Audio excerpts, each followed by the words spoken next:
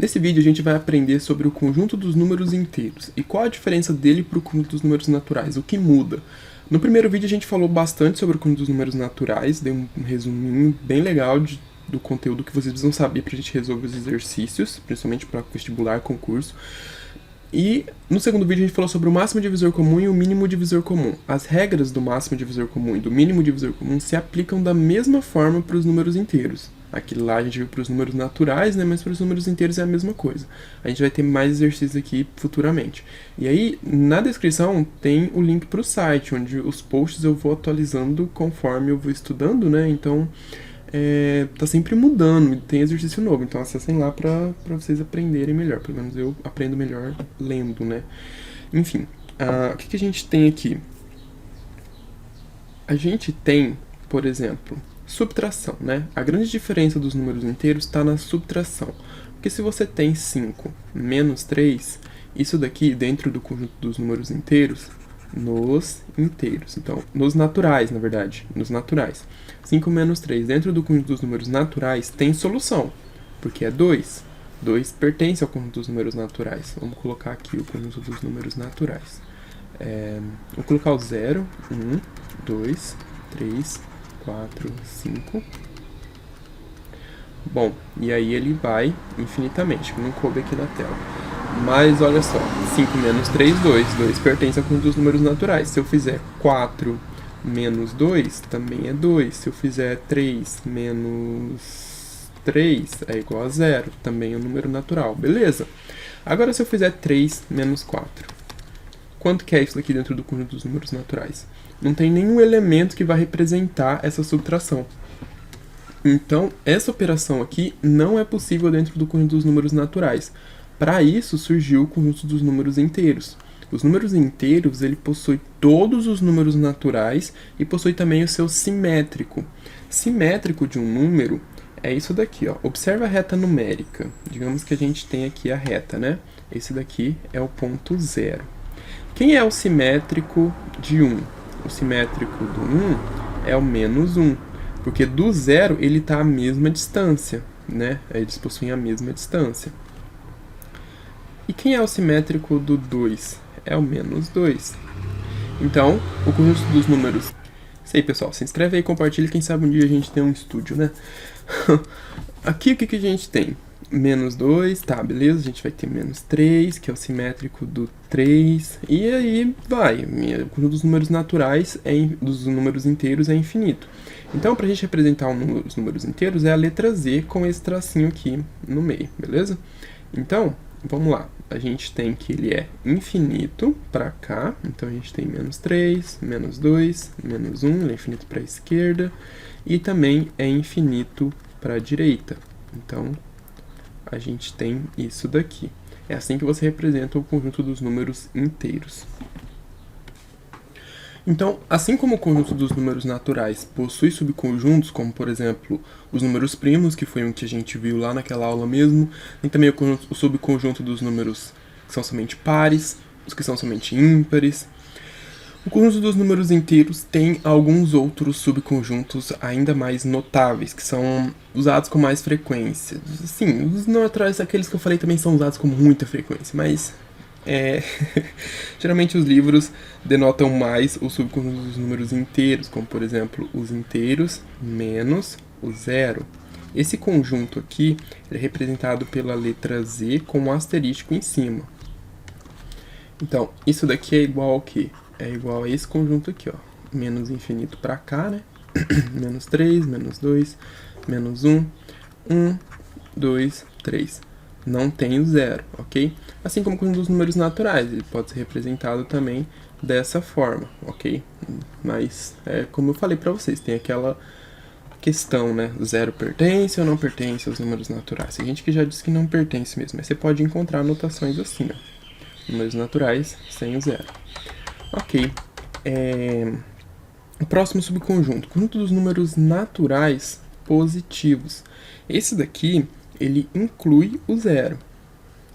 Então, a gente tem 0, 1, 2, 3, e aí cresce infinitamente.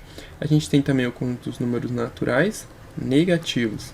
Aí, nesse caso aqui, a gente vai ter 0, menos 1, menos 2, menos 3.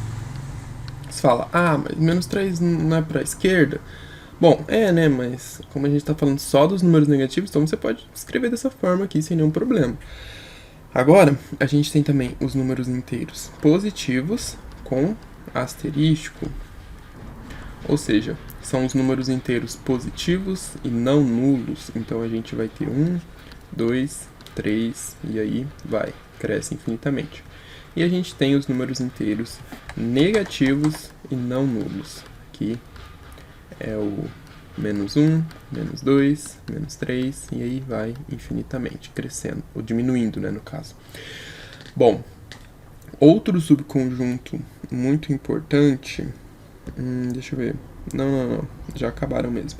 Agora, o que a gente tem também é que esse conjunto aqui, ó, ele às vezes é chamado de inteiros não negativos e inteiro não positivo. Ó, o que significa? Tipo, esse daqui é o conjunto dos números inteiros positivos. Então, isso é igual a não negativo. O não negativo é o quê? Positivo, entenderam? E às vezes esse daqui é chamado de não positivo, porque o não positivo é negativo, entenderam? Bom, e sobre o conjunto dos números naturais, o que tem também? Vamos falar mais um pouquinho sobre a reta inteira. Aqui a gente tem a reta inteira. A gente vai falar mais pra frente da reta real, que é a reta que possui todos os números reais, no caso, né? Não tem os números imaginários ali, mas enfim, os números imaginários a gente não vai tratar aqui. A gente fala da reta real depois, que é uma reta mais completa do que essa daqui. Essa aqui é a reta dos números inteiros.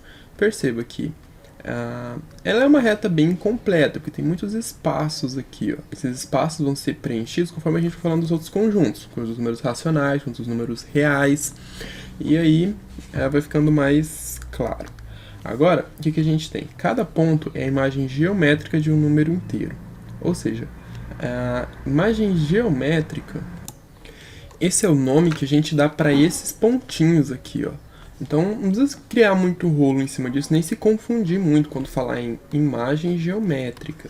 Por quê? Imagem geométrica é isso daqui, ó. É o nome que a gente dá para esse ponto. Você está visualizando aqui. Isso é uma imagem geométrica, beleza? Não tem muito segredo, não. Então, a imagem geométrica de um número inteiro são esses pontinhos aqui. O ideal é que o espaço entre eles seja idêntico. Aqui não tá, porque eu fiz à mão isso daqui, tá? E mais uma informação, né? O número inteiro chama-se abscissa do ponto correspondente. Talvez você já tenha visto, estudado funções, e você já viu o plano cartesiano. Você tem o eixo das abscissas e você tem o eixo das ordenadas.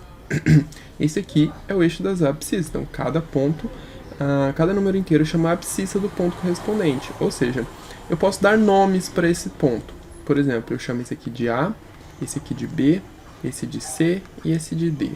Tá, tô sem ideia, o que eu faço? Eu chamo esse aqui de B', eu chamo esse aqui de C', e chamo esse de D', ok? Mas poderia dar o nome que você quiser, tô colocando assim porque fica mais fácil, né?